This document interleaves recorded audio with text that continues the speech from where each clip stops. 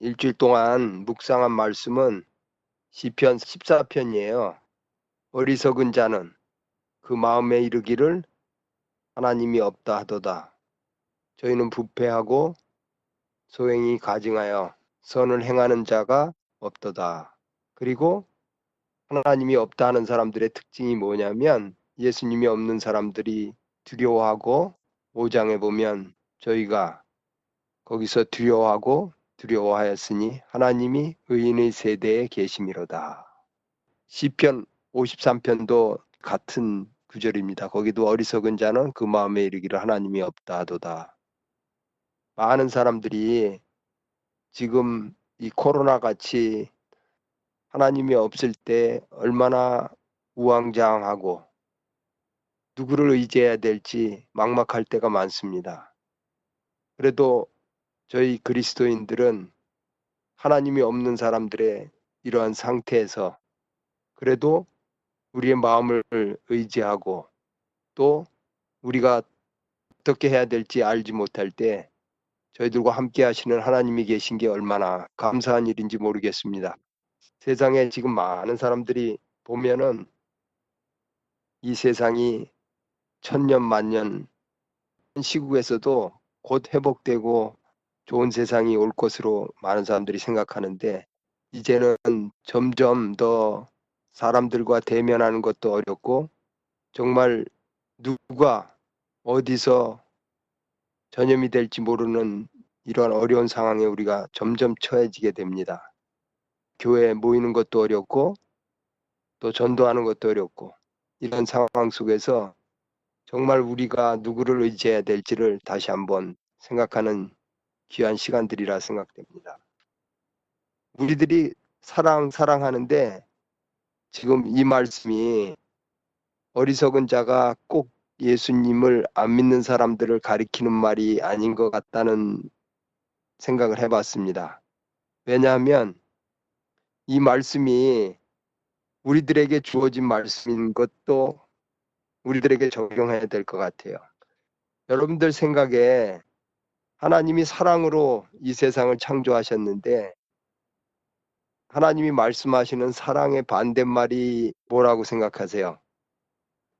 사랑의 반대는 나인 것 같아요. 나 자신. 어떤 때 이렇게 보면 많은 경우에 나 자신만 없으면 하나님을 제대로 만날 수 있는데 여기에 보면 어리석은 자라는 것은 이 세상을 창조하시고 운행하시는 주님께 모든 은혜를 드리기보다 내 인생의 주인이 나라고 생각합니다. 제가 어제 시편을 읽으면서 쭉 생각한 게 이 세상에 나만 없으면 내 자존심만 없으면 내 마음이 얼마나 편안할까를 생각해 봤습니다. 직원회를 할 때도 내 뜻대로 또 인생을 살면서도 내 뜻대로 안 되면 하나님의 뜻을 구하기보다 내 뜻을 구하는 경우가 상당히 많은 것 같아요. 내 주장, 내 생각, 그런 것들이 얼마나 무의미한지를 하나님께서 어리석은 자라고 부르시는 것 같아요. 4절에도 보면 교만한 얼굴로 말하기를 여호와께서 이를 감찰치 아니하신다 하며 그 모든 사상에 하나님이 없다 하나이다. 제가 어제 한번 결심을 해봤어요.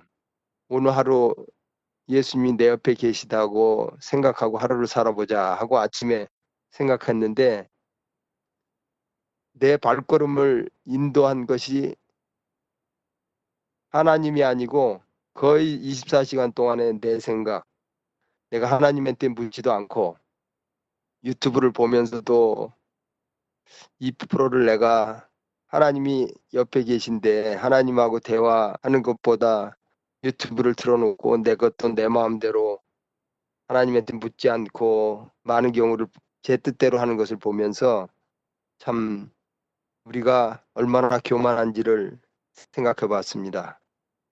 정말로 하나님께서 이 세상을 창조하시고 하나님께서 지혜를 창조하시고 선인과 악인에게 비와 햇빛과 공기를 주신 분이 하나님인데 우리가 실제적으로 이렇게 생각하면서 무슨 일을 결정할 때 하나님한테 묻기보다는 그냥 내가 결정하고 하나님을 내 뜻대로 이리저리 끌고 다니는 제 자신을 보게 됐습니다. 그래서 참 하루를 마치면서 참 내가 오늘 어리석게 살았구나. 정말 전지전능하시고 모든 지혜가 충만하신 하나님한테 묻고 다윗이 그 모든 전쟁하는 상황에서도 순간순간마다 하나님께 물었잖아요. 제가 올라가리까? 저들과 전쟁을 하리까? 그랬을 때 하나님께서 그 명령을 주셔서 다윗이 하나님과 동행하는 그 기쁨을 참 많이 맛보는 경험들을 하게 됐는데 저희가 하나님을 믿는다 하면서도 어떻게 보면 하나님이 바로 우리 옆에 있는데도 우리는 두려워하고 어리석은 자처럼 그렇게 됐을 때 하나님께서 저희들에게 시편 14편 6절에 보면 하나님이 너희가 가난한 자의 경영을 부끄럽게 하나 오직 여호와는 그 피난처가 되시도다. 우리가 24시간 피할 수 있는 예수님의 그 피난처가 바로 옆에 있다는 것을 우리가 잊고 사는 경우가 참 많은 것 같아요. 우리가 하나님이 바로 내 옆에 계신 것처럼 사는 삶, 그것이 예수님과 함께 동행하는 삶이라고 시편 14편 6절에는 분명히 말씀하십니다.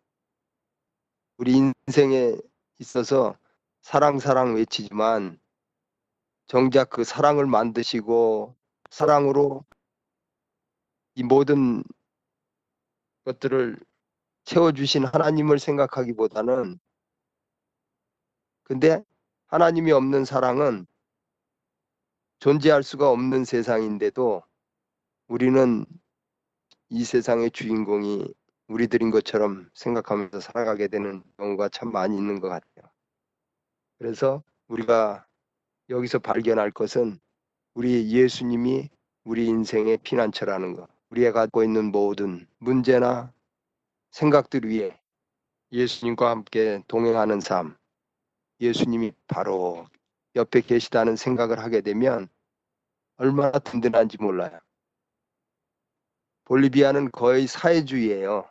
음식을 해결해야 되는데 정부에서 접근도 못하게 하고 하루에 한 끼밖에 줄 수 없는 1인분 식사밖에 주지 않는다고 합니다. 그것도 군인들이 상점을 다 지키고 그런 상황에서 어떻게 인간적으로는 거기는 지금도 하루에 120명이 그 120명이 어떻게 먹어가겠어요.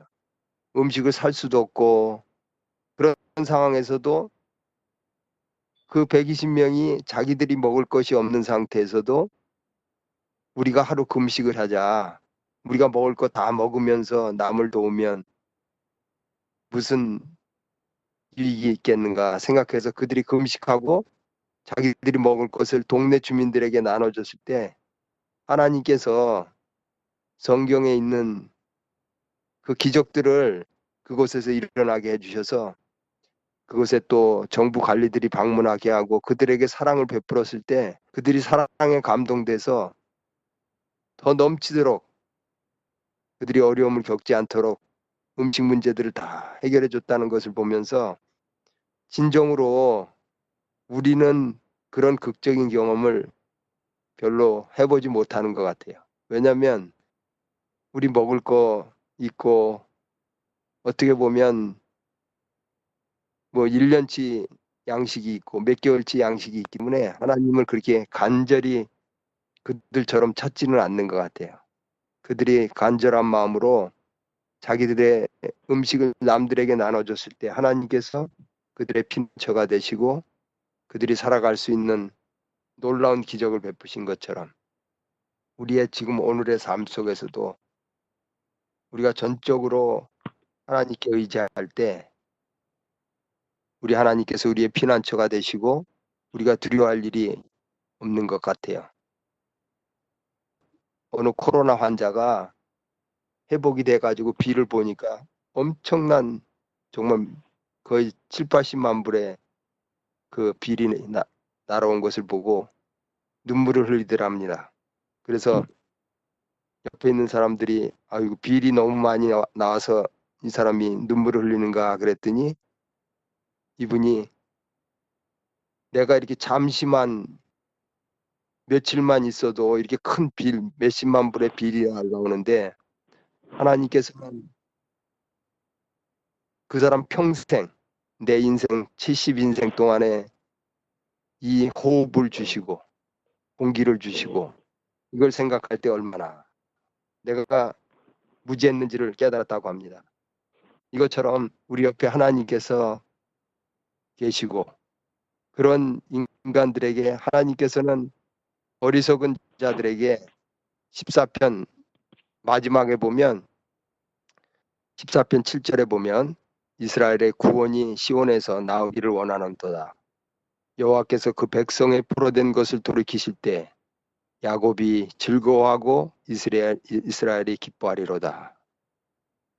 이렇게 예수님을 모르는 상태에서 두려워하고 부패하고 소행이 가증한 인간들에게 하나님께서 찾아오셔서 우리에게 피난처가 되어주시고 또한 그러한 우리들에게 이렇게 놀라운 약속들을 주셨습니다. 우리 인생이 이렇게 힘들고 지치고 어려운 상황일지라도 즐거워하고 기뻐하리라. 하나님께서 이 모든 불행에 짐을 져주시고 우리들에게는 기쁨과 즐거운 삶이 되기를 바라시는 이 아버지의 간절한 이 소원, 예수님을 모르는 상태에 있는 사람들에게 복음을 전하는 그러한 삶이 그래서 우리들이 함께 즐거워하고 기뻐하는 삶이었으면 좋을 것 같아요. 정말로 예수님이 우리의 피난처가 되고 순간순간마다 우리를 도와주시는 자비로운 아버지라고 생각하면 우리가 춤이 저절로 나올 것 같아요. 그래서 우리가 두렵고 떨리고 정말 하루하루를 예측할 수 없는 지금 이 시국에 그래도 우리 그리스도인들은 의지할 피난처가 있고 어려웠을 때 도움을 구할 수 있는 하나님이 계시다는 것이 얼마나 기쁜 일인지를 다시 한번 생각하게 됩니다. 제가 몇 달 전에 기침이 너무 많이 나갖고 밤에도 자다가도 깨고 이 기침이 멈추질 않아갖고 자다가 뒤척이면서 그래도 그 시간에 제가 의사를 찾아갈 수도 없지만 치료자 되시고 보호자 되시는 예수님께 제 마음을 토로할 수 있는 분이 바로 옆에 계시다는 것을 생각하니까 얼마나 위로가 됐는지 몰라요. 그런 상황에서도 내가 같이 이야기를 할 수 있고 대화를 할 수 있는 우리 주님이 바로 옆에 계시다는 것이 큰 위로가 됐습니다. 지금 모든 사람들이 두려움에 떨고 정말 어떻게 진행이 될지 모르는 앞으로의 하루하루의 삶이지만 우리 그리스도인들은 우리의 피난처 되시는 예수님 안에서 더욱더 주님과 즐겁고 기뻐할 수 있는 하루하루가 되기를 바랍니다.